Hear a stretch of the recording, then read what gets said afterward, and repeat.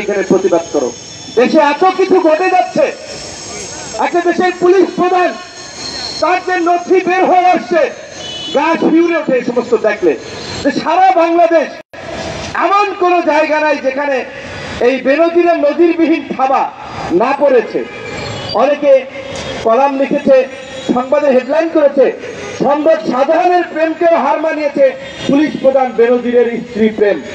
তার স্ত্রীর নামে তিনি 600 এই পর্যন্ত যে সম্পদ বের হয়ে এসেছে 621 বিঘা, তার মধ্যে 521 বিঘাই করেছেন বউয়ের নামে। তারপরে ফ্ল্যাট, সম্পত্তি, কোম্পানি, সেগুলো তো করেছেন।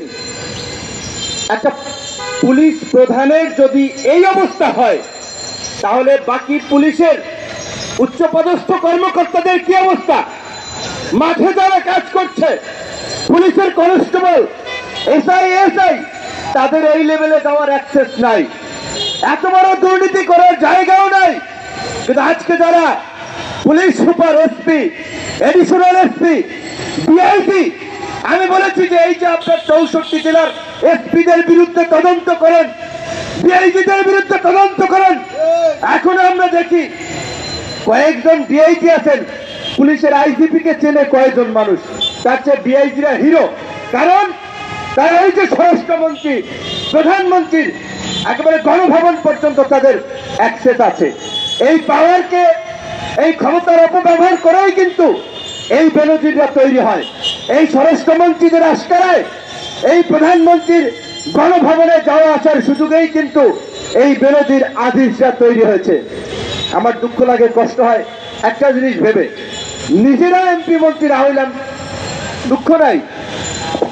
একটা দেশ, প্রধানমন্ত্রী তো আজীবন বাঁচবেন না। এই যে বেনজির পুলিশের যে ক্ষতি করেছে, এই পুলিশকে বিশুদ্ধ করতে অন্তত আরো 10 বছর লাগবে, অন্তত আরো 10টা ভালো বেনজিরের পয়দা হওয়া লাগবে পুলিশের মধ্যে। পুলিশকে যেভাবে মোরালি ডিস্ট্রয় করেছে, সামরিক বাহিনী আমাদের গর্বের জায়গা, শেখ হাসিনা সামরিক বাহিনী, পুলিশ বাহিনীকে ধ্বংস করছে। তার মারার পরেও তো এই সামরিক বাহিনী থাকবে, পুলিশ বাহিনী থাকবে, এই রাষ্ট্র থাকবে।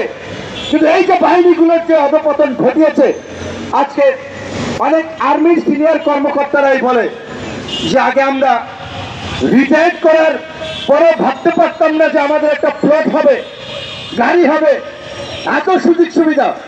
আর এখন সামরিক বাহিনীর একজন মেজর ওই পর্যন্ত গেলেই গাড়ি কেনার জন্য লোন, প্লেট, পূর্বাচল, জলসিঁড়ি, এইভাবে সুযোগ সুবিধা দিয়ে আজকে রাষ্ট্রের প্রতিষ্ঠানগুলোকে দুর্নীতিগ্রস্ত করে আজকে এই বেনজির আজিজ বানিয়েছে।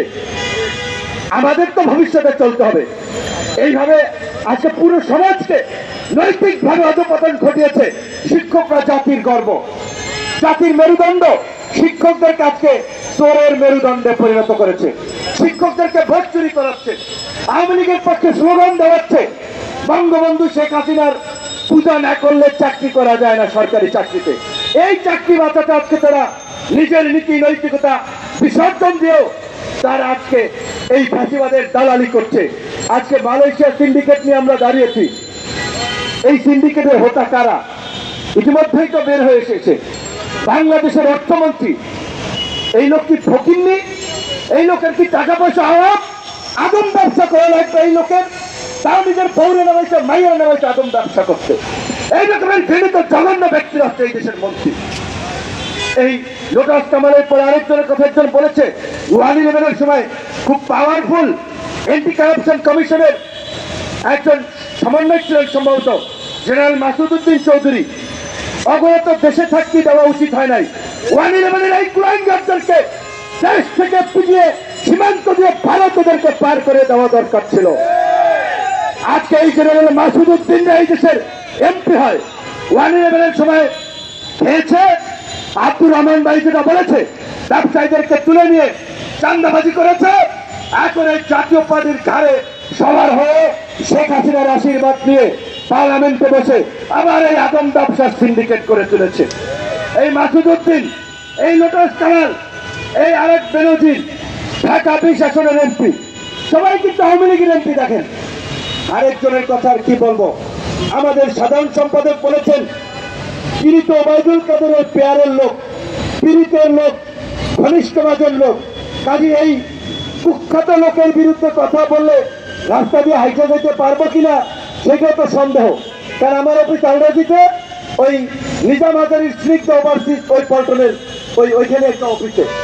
তো এই নিজাম হাজারিকে নিয়ে দুটা পত্রিকায় নিউজ হয়েছে। ফেনীতে তার যে বাংলো বাড়ি, পত্রিকাগুলো রিপোর্ট করেছে 450 থেকে 500 কোটি টাকা ব্যয়ে ওই বাংলো বাড়ি নির্মাণ করা হয়েছে। সেই বাংলো বাড়িতে 2টা হেলিপ্যাড,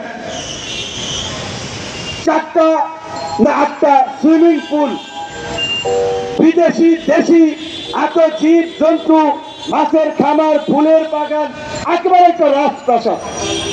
নিজাম হাজারির বাপ্পাদের 14 গোষ্ঠীর কেউ জমিদার ছিল? নিজাম হাজারি চট্টগ্রামে একটা কলেজে পড়াশোনা করেছে, ছাত্রলীগের রাজনীতি করেছে, চান্দাবাজি ধান্দাবাজি করে কোনোভাবে এমপি হয়েছে। সেই নিজাম হাজারি কিভাবে আজকে 500 কোটি টাকার বাংলো বাড়ি করে এবং সেই বাংলো বাড়িতে ওবায়দুল কাদের যে কেক কাটে? তাহলে এই দুর্নীতিবাজদেরকে একদিকে তারা দুর্নীতি